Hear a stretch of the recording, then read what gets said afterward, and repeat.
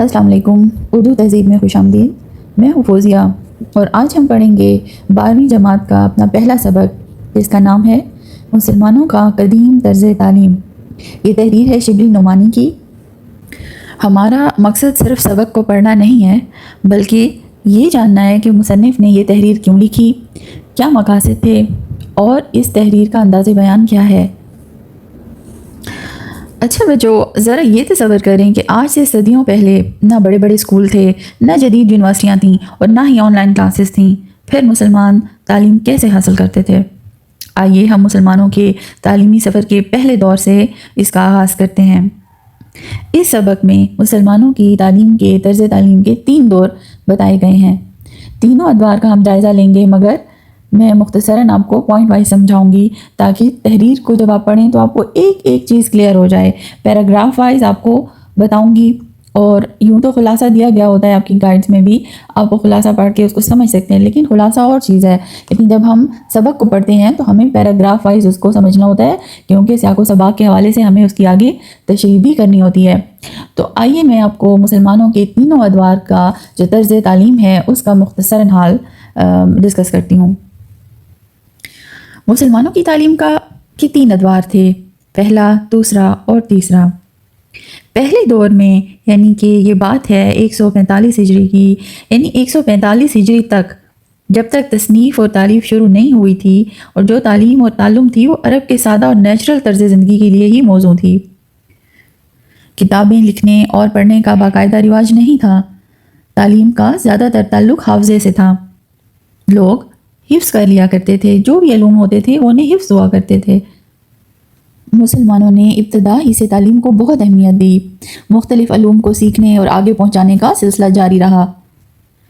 लेकिन जो तर्ज़ तालीम था जो कदीम ज़माने में राइज था वो वही सनद और रिवायत वाला ही था। अब सनद और रिवायत क्या है? रिवायत कहते हैं किसी बात की नकल करना, यानी किसी ने अगर कोई बात की है और उस बात को यूँ का त्यों आगे पहुँचाना, ठीक है। तो हदीस के जो रावी थे, उन रावियों के जो सिलसिला है वो बताने का सारा, तो उसको सनद कहा जाता है। और जो सहाबा कराम थे, ताबईन थे, तबा ताबईन थे, दीगर हजरात थे, तो वो सारे जो हैं इस सिलसिले में शामिल हैं। तो ये सनद होती थी, ठीक है। और इसी तरह जो रिवायत है वो भी, उसका मतलब भी बयान करना, यानी कोई शख्स बयान करता है और फिर उसके ऊपर तहकीक होती है और फिर उसको बाकायदा लिखा जाता है। लेकिन इसी के कुछ 100 बरस बाद जो मुसलमानों का तर्ज़ तालीम है वो एक नए दौर में शामिल हुआ, जिसको हम मुसलमानों की तालीम का दूसरा दौर कहते हैं। अब हम देखते हैं कि दूसरा दौर क्या था। तो इस दौर में मुसलमानों की जो इल्मी सरगर्मियाँ थीं उनमें एक खासी तरक्की हुई थी। कुरान और हदीस की तालीम को बुनियादी अहमियत दी जाती थी। सबसे ज़्यादा जो है, जब भी मुसलमान अपने बच्चों को तालीम का आगाज़ करते थे उनका, तो वो सबसे पहले कुरान और हदीस से ही किया करते थे। फिर मुख्तलिफ़ इल्म के माहिरीन पैदा हुए आहिस्ता आहिस्ता, और उन उलमा की जो इल्मी खिदमात थीं वो क्या थीं, उसमें ज़्यादातर काम जो हुआ वो हदीस में, तारीख़ में, अस्मा और रजाल में हुआ, तबक़ात में और दूसरे इल्म में काम हुआ। तो ये सारे जो इल्म हैं इसमें हदीस की किताबों पर बहस होती और मुख्तलिफ़ ज़ावियों को उसको के ऊपर उसकी सच्चाई को परखा जाता था। तो हदीस का ये जो इल्म है और इसकी जो जांच पड़ताल है और जो रिसर्च है, इसी को हदीस और तारीख़ और अस्मा और रजाल कहा जाता था। इस तरह तबक़ात थे जिसमें सहाबा कराम के दर्जात पर बहस होती थी। लेकिन इसमें फ़लसफ़ा और मंतक जो है उसको अभी बहुत ज़्यादा वो इल्म में शामिल नहीं हुए थे। इस्लाम अरब की रियासतों से निकलकर दूर दराज इलाकों तक फैल गया था। फिर इस दौर में मुख्तलिफ़ जो अरब कबाइल थे बहुत सारे ममालिक में जाकर आबाद हो गए थे। बाकायदा क्योंकि कोई तालीमी इदारे नहीं थे, इसलिए मसाजिद और घरों में तालीम दी जाती थी। फिर इल्मी कुतब की तरक्की हुई। बगदाद और दूसरे जो इलाके थे वो इल्मी मराकज़ वहाँ पर कायम हुए।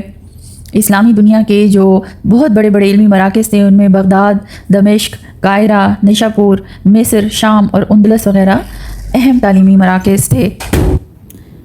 और मुसलमानों के जो इल्मी काम थे उनका असर अरब से निकलकर यूरोप तक पहुंच चुका था, और यूरोप में मुसलमानों के जो इल्मी काम है उसको बहुत सराहा जा रहा था और उसकी तकलीद हो रही थी। اس زمانے میں لوگ دور دراز سفر کرتے تھے اور اہل علم کو ڈھونڈا جاتا تھا، یعنی جو جس علم کا ایکسپرٹ ہوتا تھا اسے ڈھونڈا جاتا تھا تاکہ اس کے علم سے استفادہ کیا جا سکے۔ دور دور ممالک میں لوگ سفر کرتے تھے صرف ایک ایسے شخص کو ڈھونڈنے کے لیے جو ان کو وہ علم سکھا سکے۔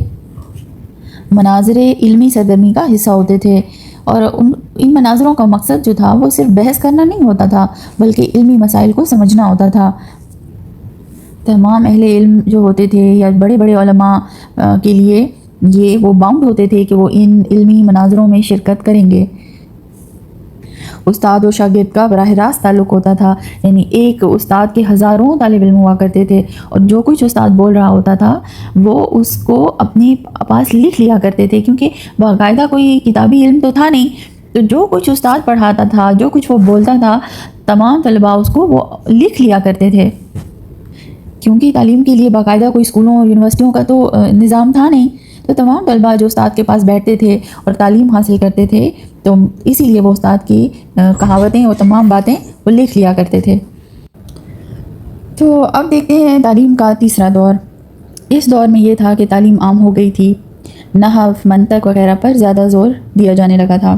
اب نحو کیا ہے؟ نحو وہ علم ہے جس میں الفاظ یا جملوں کی ترتیب اور تعلق پر بحث ہوتی ہے۔ اسی طرح صرف میں الفاظ کی ساخت اور بناوٹ کے اوپر بحث ہوتی ہے، اور یہ اس کا علم ہوتا ہے۔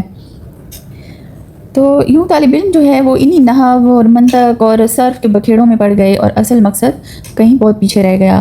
اس دور میں بے شمار کتابیں لکھی گئیں اور کتابی تعلیم باقاعدہ شروع ہو گئی، نصاب میں بھی کتابی تعلیم کو شامل کر لیا گیا، جس کا نقصان یہ ہوا کہ اصلی مسائل اور اصلی مقاصد کی بجائے کتاب کی عبارت پر زیادہ توجہ دی جانے لگی، الفاظ کی ساخت، الفاظ کی بناوٹ پر توجہ دی جانے لگی، جملوں کی ترتیب کیسے ہو کیسے نہ ہو اس چیز پر بحث ہونے لگ گئی، لیکن جو اصل میں جو عبارت کا جو مقصد تھا وہ بہت پیچھے رہ گیا۔